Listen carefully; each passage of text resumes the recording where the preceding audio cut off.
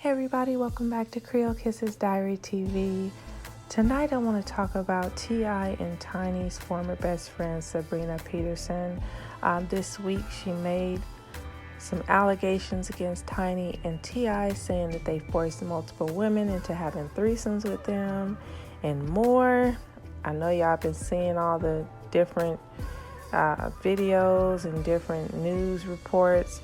Well, anyway, we're going to talk about Sabrina on the internet. I noticed that they got a little smearing campaign going on, and I came across a couple of restraining orders that were filed against her, and I'm just going to go over them first, and then we're going to go into some more information. So in the first restraining order, it says petition for stalking temporary protective order. This was during the month of December 2018. It says the plaintiff didn't respond to Sabrina's calls, but she kept calling. He finally answered and told her he didn't want to deal with her and blocked her number.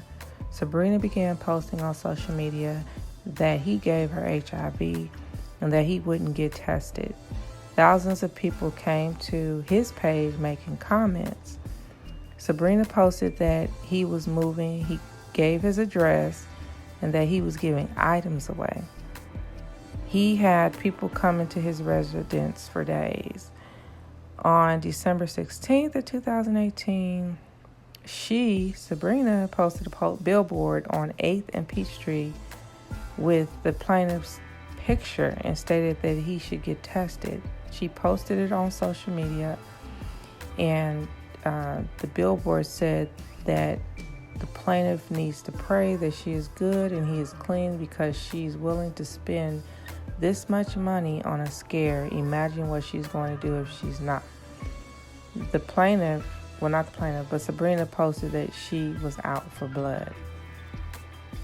And as you can see, they did grant the restraining order.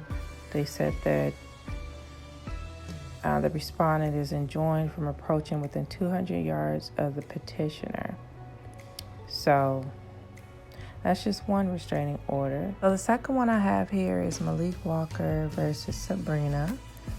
And it says that during the month of November 2019, that the Sabrina slashed the plaintiff's tires on Saturday, November 16th. The plaintiff filed a police report against Sabrina. The police told the plaintiff to file a TPO against Sabrina. Sabrina had made false allegations about the plaintiff on social media. Sabrina is threatening the plaintiff and telling plaintiff that she will get him locked up. Sabrina is intentionally trying to provoke the plaintiff while he is on parole. Sabrina had thrown all the plaintiff's personal belongings like clothing and luggage. This occurred after the plaintiff and Sabrina had an argument. Sabrina was very upset at the plaintiff because he ended their relationship. The plaintiff had blocked Sabrina from all social media and from contacting via phone calls and texting. Sabrina had tried to contact through various platforms of social media, but the plaintiff had her blocked. She even tried calling from unknown numbers, including from her son's phone. So that's another incident that took place. And then finally, the last one says, contacted me via work telephone concerning relationship with my fiance, emailed me explicit pictures, videos to work emailed me at work regarding relationship, posted my address on the internet in a holiday giveaway, and had person reporting to my home until FCPD was dispatched. And threatening messages were sent via social media. Now, this restraining order was submitted on December 7th of 2018, and of course, this individual was granted a protective order, a 12-month protective order. and she was ordered to stay 200 yards away from the petitioner and his family. So, yeah, it's been a lot going on. A whole lot going on. It's not looking good on both sides. So I ran across an alleged victim that wanted to pose a question to those who don't believe these accusations. Okay, I'm going to go ahead and play her little brief question or comment, and then I'll be right back. I don't have long to be on here, so I'm just going to say this really quick because I got some other things. I promise we're coming back as this continues to unfold. But I have a question. Let me get this straight, and I gotta get ready to go. If you went out with your friends, let's just talk about something that most people do, regular things. If you went out with your friends, I'm sorry guys, I'm a little shy. If you guys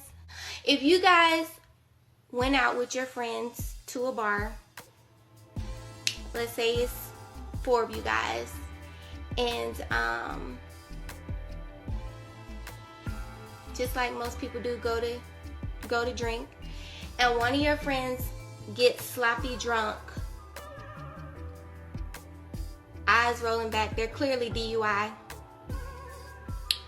Because your friend went with you guys and agreed to have drinks, and now that you see that they're drunk, would you let them drive themselves home from the club?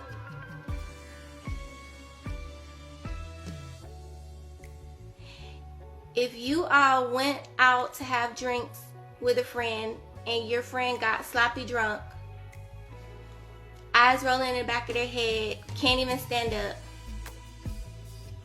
would you tell them, okay, we're finna leave, go ahead and drive yourself home?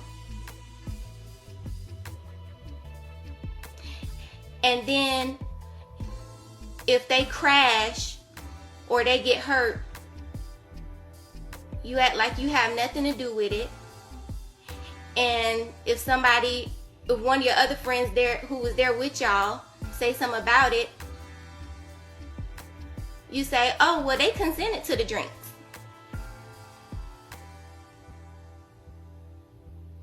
So just take alcohol out the equation and insert Molly, because that's what y'all are doing to all of the victims. So I believe she happens to be an alleged victim. She wanted to pose that question due to the backlash directed at the women that are claiming to have been victimized. So I want to go further. There was a page dedicated to Sabrina. It's bad, you guys. And it says, the former glam girl is rumored to be turning herself in to authorities on April 2013 to serve a 1-year bid for slicing and dicing a friend. An anonymous person says she actually was wanted for attempted murder after she slashed up the girl who was babysitting for her. Sabrina had loaned the girl her car so that she could go get her nails done, and it took too long. Kay Michelle was there when it all went down, too. It goes on to say, Sabrina has a sick voodoo side to her. She has asked her stylist in her salon to do clients' hair just to give her pieces of their hair for her sick rituals. She has an altar and voodoo dolls in her house. She frequents Rondo, the voodoo store on Mitchell Street, where she has an altar inside of there. She is sick and a psycho. She has also invested in prescription drugs that she used to get high for her own personal use. These drugs had made Sabrina a bit delusional when she began to think that the current mayor of Atlanta was her lover. In fact, she was so obsessed with becoming the mayor's lover, she started sleeping with his campaign manager and started funding all his business ventures in exchange for her liquor license for the Glam Bar Salon. And this is only a little bit about this woman. This crazy woman, stay tuned. Man, somebody mad at Sabrina So let's get to this next part. It says, F the bull. And let's get to the chase. Sabrina Peterson, the never ex-girlfriend of boss Big Meech, is at it again. Then we have someone else says, I go way back with this chick firsthand. She had me feeling insecure about myself and had me up in all kinds of mess. She even had me locked up for jumping on her at 17, and with her lies, she had me locked up, and she took a warrant out on me, and they picked me up at school in front of everybody. She gave me a purse because she was busting checks at 17 years old. And when I packed my stuff to leave, she told the police that I stole it. Girl, they charged me with burglary. I still got receipts. I was living there and she gave it to me. Lord, it's more, but I'll leave that there. So this next one is from an anonymous person, which was pretty interesting. It says, so I'm nobody and I just wanted to give an input. I don't know if you saw how Sabrina was talking mad-ish about Mayor Keisha for the longest now on her IG. Well, it seems as though she's mad at how Keisha and T.I. and other rappers are in talks with each other. It appears that this drama came after T.I. and another man named Isaac Hayes called out Felicia Moore, who's now running for mayor against Keisha, and Sabrina knows this lady and is endorsing her. So to me, all this came at the right time to try and paint the picture that Mayor Keisha defends and is friends with T.I. She trying to help that Felicia Moore lady because she thinks that lady gonna give her a job doing something for the city of Atlanta. That's interesting. And it makes a lot of sense.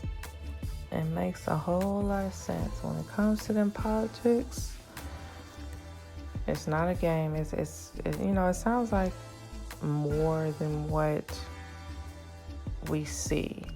I wondered when it came out why Sabrina, being an ex-friend of Tiny's, would come out with all this all of a sudden. And now that I'm seeing this regarding the mayor, it's making a lot of sense. So it's bigger than what we actually think. So there's so much more that was posted concerning her and her shop. They're saying she was an ex-prostitute for the Black Mafia crew. Was that Black Mafia family crew? They said that she only paid her assistants $2.50 an hour to work in the salon. She would pay them with checks and then get them in all types of trouble. Like, it just sounds like a bunch of craziness, a bunch of drama. And whoever this is, they're telling it all. The victim that was actually cut up by her, she did make a comment. She said, "Stalking B, how TF you start off with harassing Tamika and her husband, talking about you're a victim to his violence, then work your way to calling my phone with a heartless fake apology, asking what you can pay for and do to fix this. Doesn't have the disposable funds to fix the amount of severe nerve damage I suffer from in my leg and hands. You gave me an anxiety attack that hasn't stopped just from hearing this devil's voice come through my phone. Why would an attacker call the phone of the woman she victimized on a case that sent her to prison 8 years ago? She lied about why she cut me, lied about why she went to prison, just made all this up in her sick, twisted head and ran with it. Weird A.B. told DeKalb County she cut me on accident. It was only a fight because I threatened to kill her son. went live yesterday and told her cult that she was basically mentally unstable at the time and had so much going on bad in her life, and poor thing was just facing so much loss and sorrowful times in life. She was just on the edge and depressed, so her anger with life got taken out on me for no reason. That's strange. That sure ain't the same story from before. Now, what changed? She left me covered in blood in her backyard, threw that baby in the car, and sped off like a psycho, flying down Glenwood going 100 miles per hour. But she's the victim, and a single black mother that empowers women and stands with them in their fight against being victimized.